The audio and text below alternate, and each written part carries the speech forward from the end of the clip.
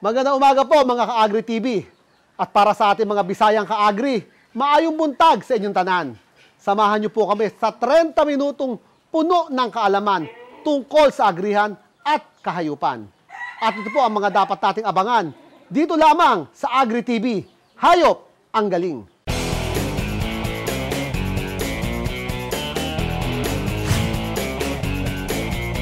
Noong 1901, tinatag ni Mr. Uy Yan Gong, my grandfather, ang La Filipina Uygong ko na negosyo. Natugari ang poor man's cattle, itong ating mga kambing. Sabi nga nila, yung ating mga magsasaka na hindi kaya mag-alaga ng baka, ang inaalagaan ay kambing. Kung kukuha man tayo ng American Bully, consider natin yung genes or yung genetic ng pup. And second thing dyan is yung environment. Alam po ninyo, nung nakaraang December ay napadalan po ang inyong abang lingkod ng imbitasyon upang magusga ng pinakamalaking koi show sa buong mundo. Ito po ang tinatawag nating All Japan Koi Show. Isa sa mga common na sakit ng aso, diseases, ang urinary calculi. Actually, hindi calculi lang. Minsan nagiging stone na talaga. Lahat ng yan abangan ngayong umaga dito sa Agri TV, Hayop ang Galing. Magandang umaga po mga Ka-Agri. Ito po si Charlie Cruz ng Candice Gin Farm. Andito po tayo ngayon sa Maria Cristina Goat Farm. Dito po sa Pililla, Rizal. Kasama natin ngayon si Allen Canar. Yan po yung main man natin dito ng Maria Cristina Goat Farm para pag-usapan natin itong alaga nilang mga kambing.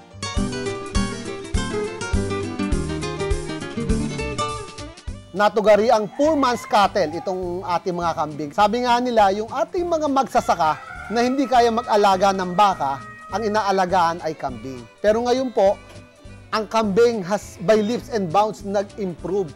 So maraming magandang genetics na ipinasok po para po ma-improve lalo yung lahi ng kambing natin dito sa Pilipinas. Sir Allen, ano ba ito yung mga lahi ng alaga nyo rito sa Maria Cristina Goat Farm? Itong ating mga gwapong-gwapong kambing na to, ano ba tawag na dyan? Anglo. Ito, mga Anglo ito.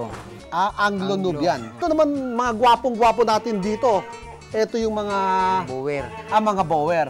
Halimbawa, yan bang ating bower at Anglo, pwede mong pag-asawahin din silang dalawa? Pwede rin, kaya lang hindi kami naghalong ganyan. Paano ba i-describe itong ating mga Anglo-Nubian? Ano mga itsura nila? Ito naman kasi, ang ano ko lang nito, malalaki ay mataas lang siya, kaya lang medyo manipis ang katawan itong ito. Hindi katulad ng bower na yan. Yan, ay malaki ang katawan yan. Sa pag-aalaga, para sa'yo, yung bang magaling ba mag-alaga ng anak, itong ating mga Anglo-Nubian? Oo, magaling ito mag-alaga. Hindi pabaya yan mga yan eh. Di katulad ng iba na pag napaano yan, minsan hindi nagpapadidi. Yan, pag nawalang anak sa kanila, naingay na. Naingay na. Naingay na yan. Ayan naman, halimbawa, di ba? Native. Hahaluan natin ng ating Anglo-Nubian. Anglo-Nubian. So ano ba yung maibibigay niyan doon sa ating mga native na kambing? Lalaki ang lahi nila. Pag ito ang naghalahi, halimbawa ito, ang lalaki nito makahalo sa native, sino lalaki ang lahi nila eh. Saka siguro, ang alam ko, itong ating Anglo, magandang gumatas eh, kaya siguro mas maganda rin lumaki yung kanilang mga bisiro. Oo, mabilis lumaki ang mga anak niyan.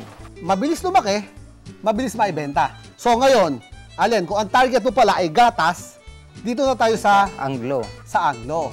So ito namang ating bower, ano yung maibibigay naman niya dito sa ating mga native naman? Malalaki kasi ang lahi ng bower eh.